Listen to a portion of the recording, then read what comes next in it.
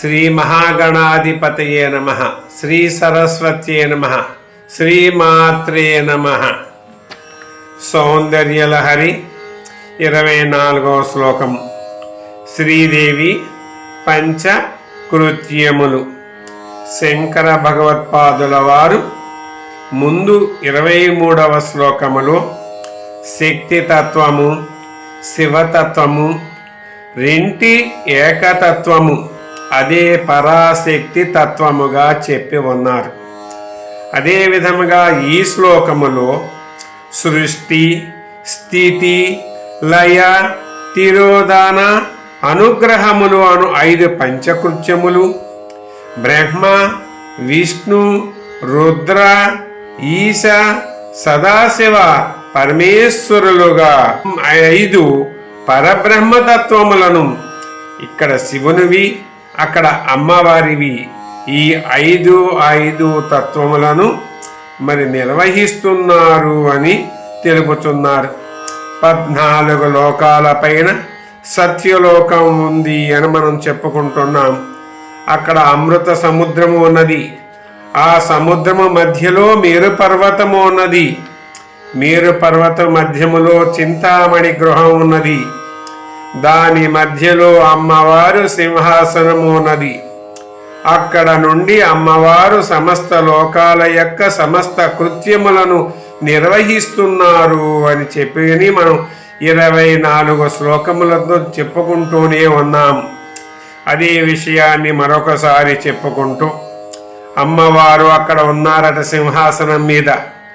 అమ్మవారి ఆజ్ఞ కోసాన్ని కొన్ని వేల విష్ణు రూపాలు, కొన్ని వేల బ్రహ్మ రూపాలు, కొన్ని వేల శివరూపాలు, ఇంద్రాది దిక్పాలకు, నవగ్రహాలు, సమస్త దేవతాగణము 33 కోట్ల మంది అక్కడ నిలబడి ఉన్నారట. అమ్మవారు తన భృకుటి నుండి కనుసమిజ్ఞ చెప్పారట. ఆ అమ్మ యొక్క కనురెప్పల యొక్క కదలికనే ఆజ్ఞగా భావించి సమస్త దేవతాగణము వారికి కేటాయించిన స్థలములలో ఉన్న సింహాసనముల పైన కూర్చుని ఉన్నారట. ఇదే అమ్మవారి యొక్క ఇదే ఆజ్ఞా చక్రము, భృకుటుల మధ్యన ఉన్నటువంటి చక్రము నుండి వచ్చిన ఆజ్ఞని శిరసావహిస్తూ మరి వసిన్యాది వాగ్దేవతలు అమ్మవారి యొక్క స్తోత్ర పాఠములను పఠిస్తున్నారు అని చెప్పేసని మనం మణిద్వీప వర్ణంలో చెప్పుకున్నాం. దేవి భాగవతంలో చూసాము. ఇక్కడ కూడా మరొకసారి శంకర భగవత్పాదుల వారు ఈ శ్లోకములో ఆ మణిద్వీపములో కూర్చుని హ్రీంకారాసన గద్భితానలసికాం సౌక్లీం కళాం బిభ్రతీం సౌవర్ణాంబరధారిణీం వరసుతాం దౌతాం త్రినేత్రోజ్వలాం వందే పుస్తకపాశమంకుశధరాం సద్భూషితాముజ్వలాం త్వాం గౌరీం త్రిపురాం పరాత్పరకళాం శ్రీచక్ర సంచారిణీం అని సమస్త దేవతలు ఎలుగెత్తుతూ ఉండగా అమ్మవారు పాలిస్తున్నారు అని చెబుతూ మరి శంకర భగవత్పాదుల వారు కూడా ఇక్కడ అదే విషయాన్ని మరొకసారి చెబుతున్నారు.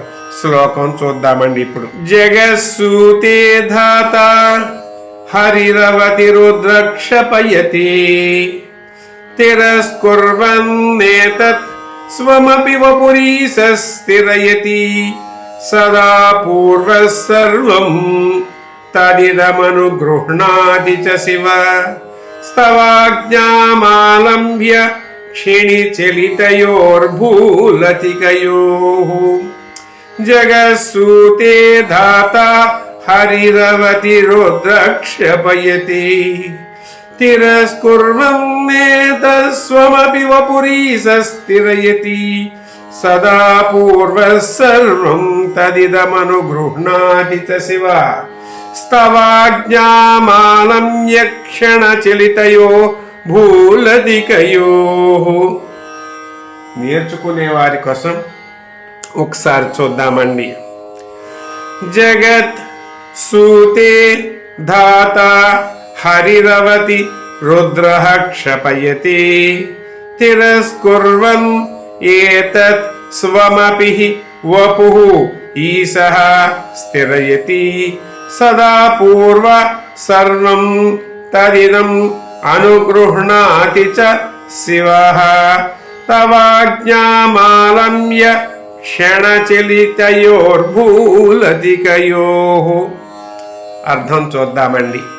హే మాతా శ్రీదేవి పరాశక్తి అని ప్రారంభిస్తూ క్షణచలితయోః తవ భ్రూలతికయోః, క్షణచలితయోః తవ భ్రూలతికయోః, క్షణమాత్రమే కదలింపబడిన నీ యొక్క తీగల వంటి కనుబొమ్మల యొక్క ఆజ్ఞను మరి నీ యొక్క ఆజ్ఞగా భావించి వసిన్యాది వాగ్దేవతలు నీ స్తోత్రాలు చేస్తూ ఉన్నారు. బ్రహ్మ విష్ణు శివ రుద్రాదులు తమ తమ కృత్యములను నెరవేరుస్తున్నారు. అది ఎలాగో ఇప్పుడు చూద్దామండి.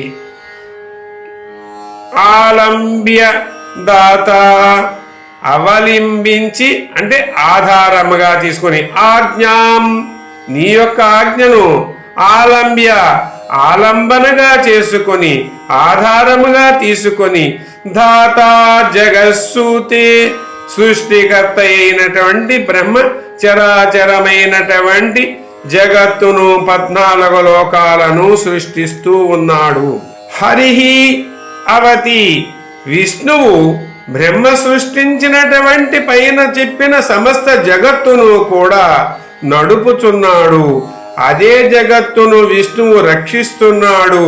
అదే జగత్తును విష్ణువు పాలిస్తూ కూడా ఉన్నాడు అని చెప్పి మనం ఇక్కడ చెప్పుకుంటున్నాం విశేషంగా.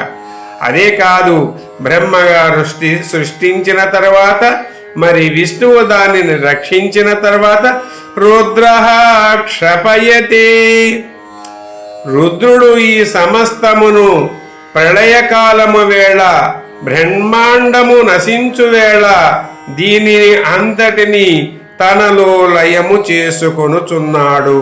అందువల్లనే శ్మశానానికి రుద్రభూమి అని పేరు వచ్చినదండి. ఈ 3 కృత్యములు అనంతరము ఈశః ఏతత్ తిరస్కుర్వన్, మహేశ్వర తత్వమైనటువంటి ఈశ్వరుడు బ్రహ్మ విష్ణు రుద్రుని వలన మరి ఉపసంహరించబడినటువంటి సృష్టి సమస్తాన్ని కూడా మరి ఈయన ఏం చేస్తున్నాడు అంటే తనతో సహా మరుగుపరుచుచున్నాడు. దీన్ని మనం ఎలా చెప్పుకుంటున్నాము అంటే మరి ఈ భూమి మీద జీవరాశులు మరణించిన తర్వాత తమ ఆత్మకు ఈ పూర్వజన్మ వాసనలను మరుగుపరుచుచున్నాడు ఈ ఈశుడు అని చెప్పేసి మనం చెప్పుకుంటున్నాము.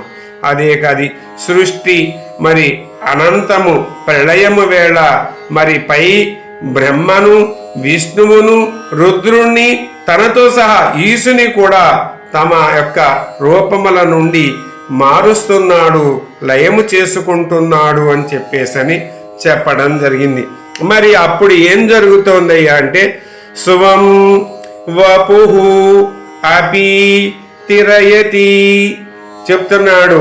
బ్రహ్మాండము ప్రళయ అనంతర సందర్భములు తనదైన శరీరములను కూడా బ్రహ్మ విష్ణు రుద్ర మహేశ్వర రూపములను నశింపజేయుచున్నాడు. అప్పుడు మరి ఏం జరుగుతోందయ్యా అంటే చెప్తాడా మరలా సదా పూర్వ అనగా ఈ ప్రళయానంతరము మరల ఈ సృష్టిని కనుక మరల చెయ్యాలి అని పరమేశ్వరుడు పరాశక్తి అనుకున్నట్లయితే సర్వం తత్ ఇదం అనుగృహ్ణాతి చ, పరమశివుడు సమస్త బ్రహ్మాండ ప్రళయానంతరము తిరిగి సృష్టించదలుచుకున్నప్పుడు బ్రహ్మ విష్ణు రుద్ర సదాశివాదులను కూడా కల్పించుచున్నాడు, సృష్టించుచున్నాడు అని చెప్పబడిందండి. తాత్పర్యం చూద్దాము. హే మాతా పరాశక్తి, ఇక్కడ పరాశక్తి అని ఎందుకు అనుకున్నాం అంటే పరా అంటే పరమేశ్వరుడు, శక్తి అంటే శక్తి స్వరూపిణి. పరాశక్తి అంటే ఇక్కడ శక్తి తత్వము కాకుండా పరమేశ్వర తత్వము కాకుండా ఇద్దరిది ఏకతత్వమైనటువంటి శక్తి, అదే పరాశక్తి తత్వము. ఆ విధముగా సంబోధన చేసుకుంటూ మరి ఈ సందర్భానికి అది ఉచితము అని అనుకుంటున్నాను. క్షణకాలము చెలించిన నీ కనుబొమ్మల సంజ్ఞను ఆజ్ఞగా స్వీకరించి సృష్టికర్త అయిన బ్రహ్మ ఈ చరాచర జగత్తును 14 లోకములను సృష్టింపజేయుచున్నాడు. విష్ణువు బ్రహ్మచే సృష్టించబడిన సమస్త జగత్తును పాలించుచున్నాడు. అదే విష్ణువు రక్షించుచున్నాడు. అదే విష్ణువు పోషించుచున్నాడు. రుద్రుడు ప్రళయకాల వేళ సమస్త జగత్తును నశింపచేయుచున్నాడు. తనలో ఐక్యము చేసుకొనుచున్నాడు. ఈశ్వరుడు పై ముగ్గురిని తన శరీరమును లేకుండా చేయుచున్నాడు. జీవులకు మరణానంతరము పూర్వజన్మ వాసన నుండి విముక్తిని ప్రసాదిస్తున్నాడు. సదాశివునికి పూర్వము వలె మరల బ్రహ్మాండము కల్పించవలెనను కోరిక జనించినప్పుడు సృష్టి ఆదిని పై 4 ప్రథమముగా తిరిగి సృష్టించబడుతున్నారు. అంటే బ్రహ్మగారు సృష్టి కార్యములు, విష్ణువు స్థితి కార్యములు, రుద్రుడు లయ కార్యములు, ఈశ్వరుడు మరి తన యొక్క కార్యక్రమాలను నిర్వహిస్తున్నాడు అని చెప్పేసని ఇక్కడ చెప్పబడింది. విశేషాంశములు చూద్దాము. విశేషాంశములలో సూత సంహితలో ఒక శ్లోకం ఉన్నదండి. ఏక ఏవ శివః సాక్షాత్ సత్యజ్ఞానాదిలక్షణః వికారరహితః శుద్ధః స్వశక్త్యా పంచధా స్థితః. వికారరహితుడు శుద్ధుడు అయినటువంటి మరి పరమశివుడే సృష్టి స్థిత్యాది పంచకృత్యములను చేస్తున్నాడు అని. సృష్టి స్థితి లయ తిరోధాన అనుగ్రహ కృత్యములను పంచకృత్యములను ఆయనే చేస్తున్నాడు అని చెప్పేసి. అదే కాదండి, సద్యోజాతము, వామదేవము, అఘోరము, తత్పురుషము, ఈశానము అని చెప్పేసని మరి శివునికి 5 ముఖాలు ఉన్నాయటండి. వీరిని పంచబ్రహ్మలు అంటారు. అంటే ఈ కార్యక్రమములు అన్నీ కూడా వీరి ద్వారానే వీరముఖతయే జరుగుతాయి అని సమస్తము పరమేశ్వరుడే అని చెప్పేటటువంటి సూత సంహితలో దీనికి వ్యాఖ్యానముగా ఏం రాశారంటే, సృష్టి స్థిత్యాది పంచ కృత్య శక్తిభి సద్యోజాతాది పంచ బ్రహ్మ రూప జాత ఇది అర్థ అని చెప్పేసని చెప్పడం జరిగిందండి. ఇక్కడ మరి సృష్టి స్థితి కార్యక్రమాలను గురించి ఇందులో చెప్పుకున్నాము. ఒక మంచి విషయాన్ని ఇక్కడ స్పృశించడం జరిగింది, ఒకసారి అది కూడా చెప్పుకున్నాం. సద్యోజాతాది పంచ కృత్యములను గురించి ఇక్కడ చెప్పబడుతోంది. సద్యోజాతం ప్రబధ్యామి సద్యోజాతాయ వై నమో నమః భవే భవేనాతి భవస్వమాం భవోద్భవాయ నమః. ఈ సద్యోజాతము అనేది పరమేశ్వరునికి మరి తూర్పు వైపు ముఖమట. ఈ ముఖము నుండి గాయత్రి మంత్రము మొదలుగా 2 కోట్ల మంత్రాలు ఉద్భవించాయి అని చెప్పేసని మన వేదాలు ధర్మశాస్త్రాలు చెప్తున్నాయి. మరి రెండవది చూద్దాము.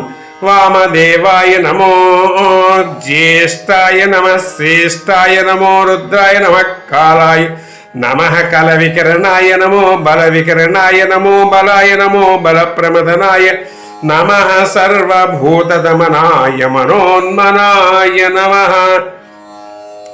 ఈ వామదేవ ముఖము దక్షిణ ముఖము. దీని నుండి శైవాగమము ఆవిర్భవించింది అని చెప్పేసని, ఇందులో 1 కోటి మంత్రాలు ఉన్నాయి అని కూడా చెప్పడం జరుగుతోంది. అఘోరేభ్యో ధఘోరేభ్యో ఘోర ఘోరతరేభ్య సర్వేభ్యో సర్వేభ్యో నమస్తే అస్తు రుద్ర రూపేభ్య.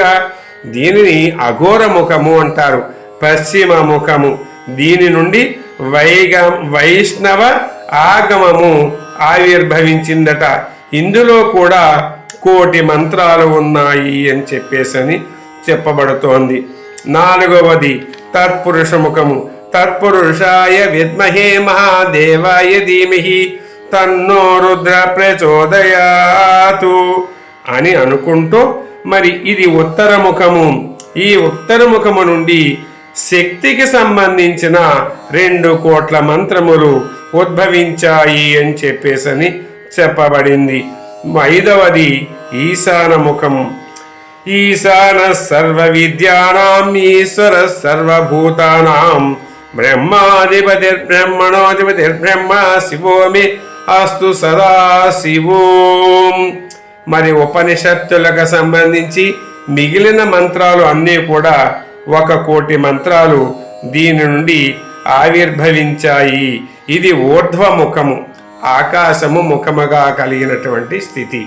ఈ 5 ముఖములతోటి శివుని యొక్క పంచముఖముల నుండి 7 కోట్ల మంత్రాలు, 4 వేదములు ఆవిర్భవించాయి అని మనం చెప్పుకోవడం జరుగుతుంది. ఎవ్వని చేజనించు జగమెవ్వని లోపల నుండు లీనమై ఎవ్వని ఎందుడిందు పరమేశ్వరుడెవ్వడు మూల కారణం బెవ్వడనాది మధ్యలయుడెవ్వడు సర్వము తాను అయిన వాడెవ్వడు వానినాత్మవు ఈశ్వరునే శరణంబు వేడెదను అని చెప్పి పోతరు గారు గజేంద్ర మోక్షంలో ఈశ్వర తత్వం చెప్పాడు. ఈశ్వర తత్వానికి ఒక రూపము లేదండి, ఒక మతము లేదండి. సమస్తము ఏదైతే ప్రణవము అనుకుంటున్నామో, ఏదైతే ప్రణవమును సంబంధించినటువంటి ఓంకారము అనుకుంటున్నామో, ఏదైతే పరబ్రహ్మము అనుకుంటున్నామో అదే ఈ యొక్క ఈశ్వర తత్వము అని, సమస్త జీవులు ఈశ్వర స్వరూపులు అనేది ఇక్కడ కూడా అదే చెప్పుకుంటూ, పరాశక్తి అయినటువంటి అమ్మవారు మరి పరమేశ్వరుడు వేరు కాదు, శక్తి వేరు కాదు, వారే పరాశక్తిగా ఏకశక్తి స్వరూపులుగా అటు పంచకృత్య కర్మములను పంచముఖములతో ఇక్కడ దీనిని కూడా ఆచరిస్తున్నారు అని మనం చెప్పుకుంటూ, మరి ఇది అంతా కూడా అమ్మవారి యొక్క 6 చక్రాలు మనం యోగాలో చెప్పుకున్నాం. భ్రూకుడి మధ్య ఉండేది ఆజ్ఞాచక్రం అని చెప్పుకున్నాము. ఆ ఆజ్ఞాచక్రము నుండే అమ్మవారు ఈ సమస్తాన్ని తన భ్రూకుడులను కదుపుతో అదే ఆజ్ఞగా చెప్పటం జరిగింది. అదే కాదండి, భగవద్గీత విభూతి యోగంలో కూడా మరి ఇదే విషయాన్ని రుద్రాణం శంకరశ్చాస్మి ఆదిత్యానాం అహం విష్ణు సమస్త భూతానాం అహమేవ చ అని చెప్పేసి నారాయణుడు అక్కడ కూడా మరి ఈశ్వర తత్వాన్ని చాటుకోవడం జరిగింది. కాబట్టి సమస్తము శివమయమని ఈశ్వరమయము అని చెప్పుకుంటూ మరి ఆ పార్వతీ పరమేశ్వరుల వల్ల ఆ పరాశక్తి వల్ల మనకు అన్నీ మంచి జరగాలని కోరుకుంటూ మరి మంగళాశాసనం చేసుకుందాం.